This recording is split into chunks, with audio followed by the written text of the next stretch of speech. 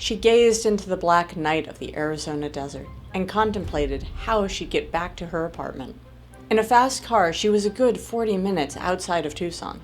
And even in 2107, there was a lot of dark desert between her and the blazing lights of the city she could see on the western horizon. Do I spring for a cab? Do I just crash here? Tig, bit balance, please. You have 712 Helios bits available. 712. Even if this OT hits my account tomorrow, I'll be short. No cab for me. And, of course, Mark locked the gate when he left. Tig, call Mark. Calling Mark Lyons. Tig said, dialing up Fred's night shift manager. Juliet listened to the beeps and connection tone, and then Mark's bald, middle-aged head appeared, in all of its grainy glory in her vision. Mark! Juliet, why are you calling? Something happened at the shop? No, Mark. My ride flaked, and I'm locked out. Any chance you could swing me a lift or come back to open up? I don't want to spend all night out here. I can hear the coyotes. The bugs are swarming the lamp, and it's hot as hell. Jeez, Juliet, I just sat down, and I'm already 2 beers in. I've got a date with my dream rig, if you know what I mean. You, Mark, I don't want to know what you mean. Could you put your, date off for half an hour? I know you don't live very far. You're messing up my Friday. Oh, all right, Juliet. Only 'cause I like you, though. Maybe we can get a brew after a shift, huh? Yeah, maybe. Thanks, Mark. I'll see you in a few, right? Yeah, sure. I just need a minute to get my boots back on. His long pause before the word boots made Juliet's mind jump to a lot of conclusions she instantly regretted. Thanks, Mark, she said and flicked her fingers, ending the call. I bet I can talk him into a ride back to town. I'd rather not sleep here tonight, Tig. Would you like me to book you a motel? Juliet laughed. No, Tig! She paced around inside the illuminated circle, thrown by the single floodlight outside the salvage yard, swatting at the bugs that had come out of the woodwork, attracted to the light. After just a minute or two of pacing, she saw bright, high-quality white headlights and purple underglow, and knew a vehicle was approaching, which definitely didn't belong to Mark. She wasn't sure why, but Juliet stepped out of the circle of light and crouched behind the scrap pile she'd been sitting on earlier. Why was a smooth ride like that coming out to the scrapyard in the middle of the night? She watched between 2 folded sheets of tin as the low, long sedan rolled up to the gate. It was black and shiny, not a single scratch or scrap of dust. The thing must have had a static shield. Rich, Juliet hissed, crouching even lower as one of the black-tinted glass doors popped open, slid back with a hiss, and a man stepped out. He looked familiar, and Juliet had to think for a minute about where she'd seen him. His hair was black and combed straight back, heavy with some kind of product. And he wore expensive clothes, but styled like a banger who made a big score. He walked up to the gate, kind of shuffling like he had all the time in the world, and produced a key. That's when it clicked. This was Fred's cousin Tony. He'd been to the shop a few times, dropping off cars of questionable origin for salvage, and Juliet knew Fred probably looked the other way for him when it came to showing ownership. Tony pushed the gate open, then shuffled back, climbing into the sedan before it slowly hummed forward, gliding over the rough gravel like it was the smoothest pavement ever laid. Juliet could feel the thrum of the hydrogen-powered engine, and she knew that thing was fast with a capital F. Probably has a huge bank of bats, too. Talk about torque, she muttered. watching the violet taillights drift into the stacks of old wrecks, machines, and piles of scrap Fred had yet to move. Curiosity getting the better of her, Juliet darted through the gate, ghosting the slow-moving sedan, while hugging the scrap piles to keep herself out of sight. The car glided deep into the yard, stopping by one of the hammer shredders. She crouched behind a stack of old appliances, watching between an ancient white Surejet washer and a nameless yellow fridge. This time, both front doors opened, and a tall, androgynous person with a white mohawk opened the driver's side rear door, helping a frail, cane-wielding old woman stand up out of the sedan. What's this? Weird group of people to be having a midnight party at Fred's. Would you like me to search the directory?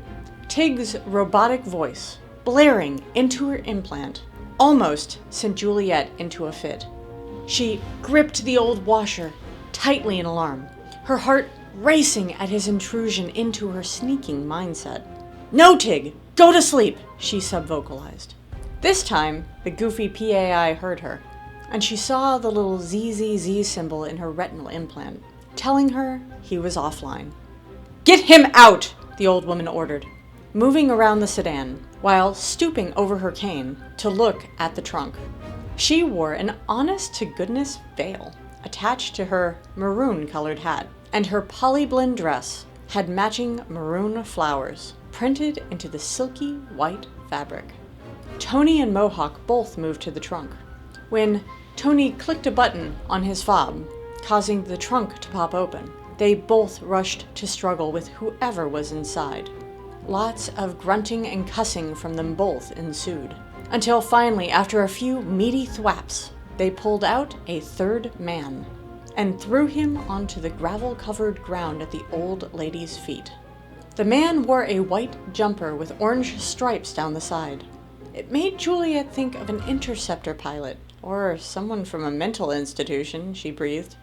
He had close, cropped blonde hair, and even from 20 meters away, Juliet could see the purple, swollen nature of his face, and the shrink cords on his wrists and ankles. Welcome! This week, I'll be reviewing the fantastic Electric Angel, a Cyberpunk LitRPG, Cyber Dreams, Book 1 by Plum Parrot, here on the Board Goddess Book Reviews.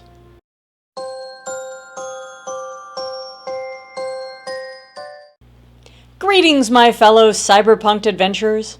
I am delighted to welcome you back to my humble library, where this week I have the pleasure of sharing my thoughts on a thrilling cyberpunk LitRPG adventure, Electric Angel by Plum Parrot, which throws us into a dystopian future where corporations reign supreme and mercenaries roam the land.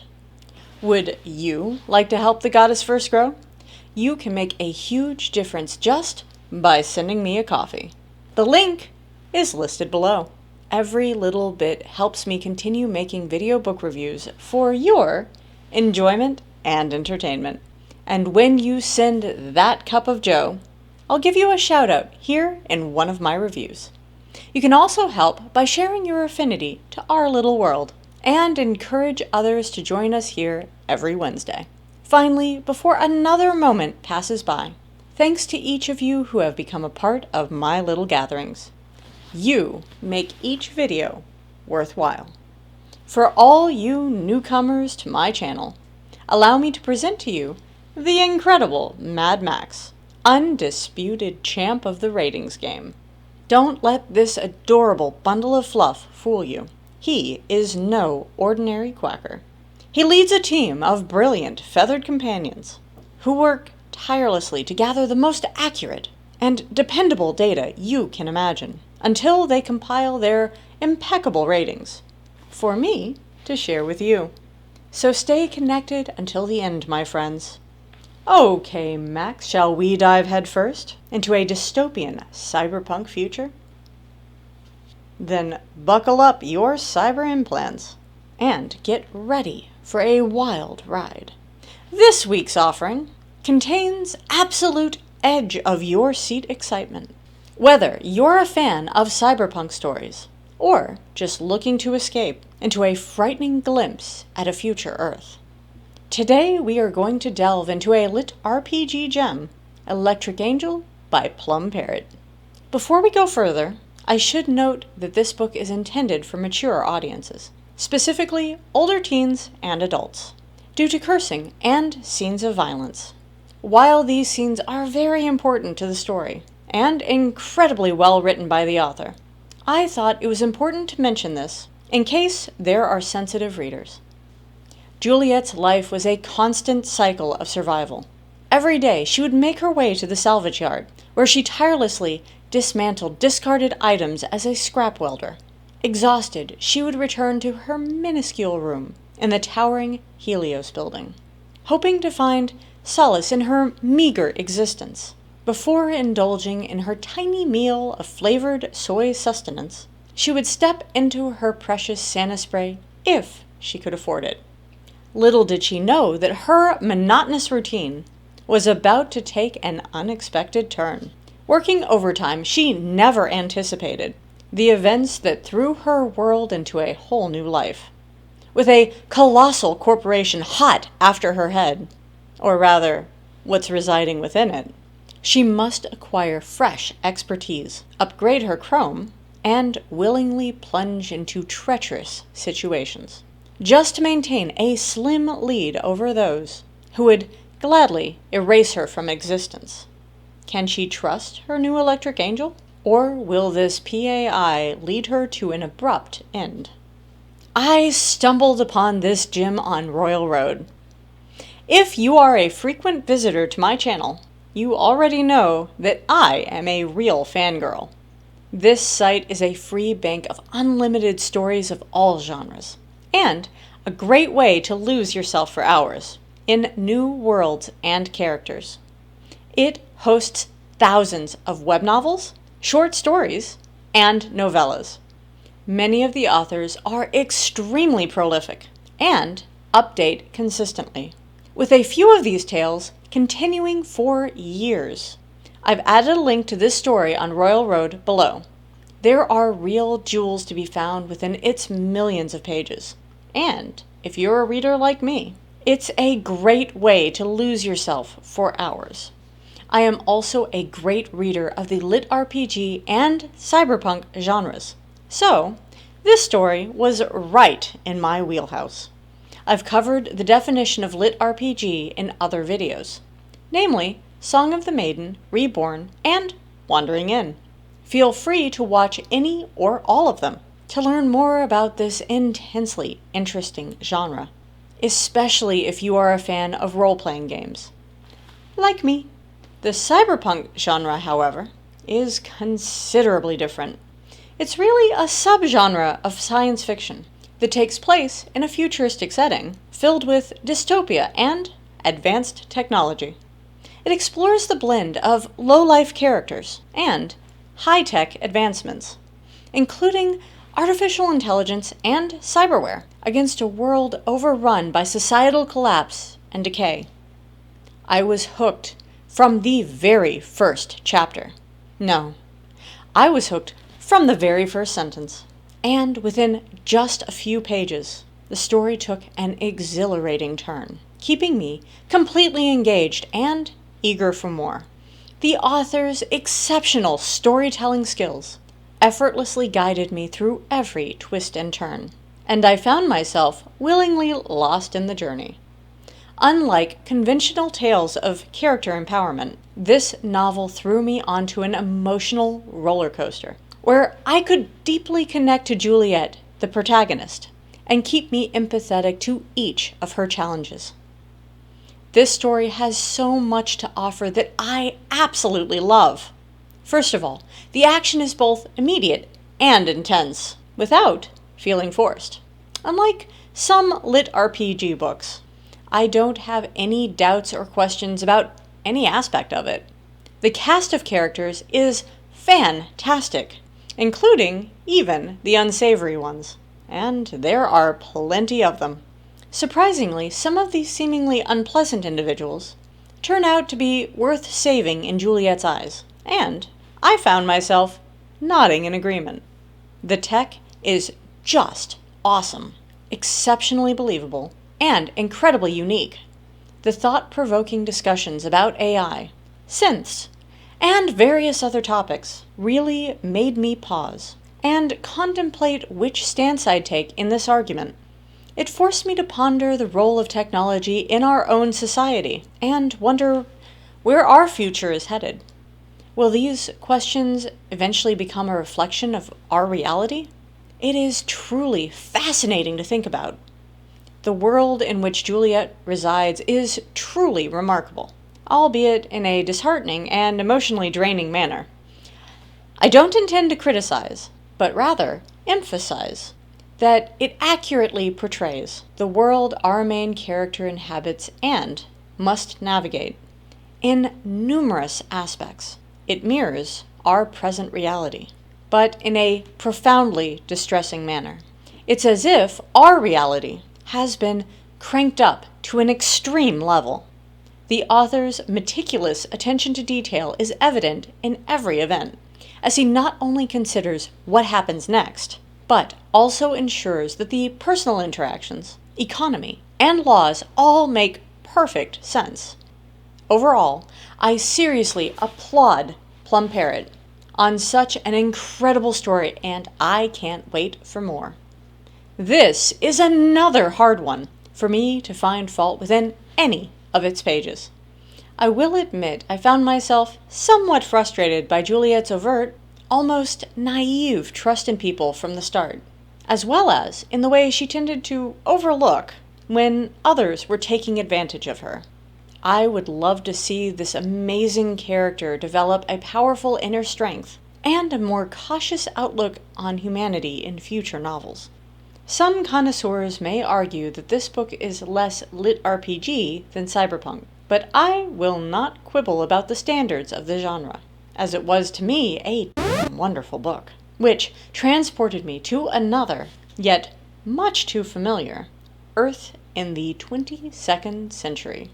I will leave the definitions to the experts and end with what really matters. Plum Parrot, just keep adding chapters to this wonderful series. Okay, Max, it's time to rate this book. Are you ready? Max, my man, you got it. Max and I totally agree. Due to the quality of writing, incredible storyline, phenomenal character development, and amazing world building in this book, it has earned our highest rating possible. 5 ducks. I have linked to the Amazon affiliate page for this book below. Please do check out this author's other stories on both Royal Road and Amazon. Have you read Electric Angel? What are your thoughts on LitRPG? I'd love to discuss it with you in the comments. And feel free to add your thoughts on the books I review, as well as things you'd be interested in seeing added to the videos. Or you can just say hi, either here or in my Discord, also linked below. Oh, and I'm also on Instagram, Goodreads, Facebook, and X. The links are down there. So guys, that's it for now. Thank you so much for hanging with me. Adios till next Wednesday. May your day be epic, and may awesomeness follow you like a puppy needing hugs. Bye all.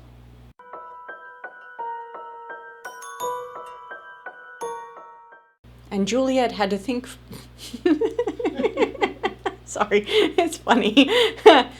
Okay. Llama llama. And he wore expensive slows? I'm wording well tonight. Juliet could feel the thrum of the... That's a thing, by the way. Bad, Tig. Bad.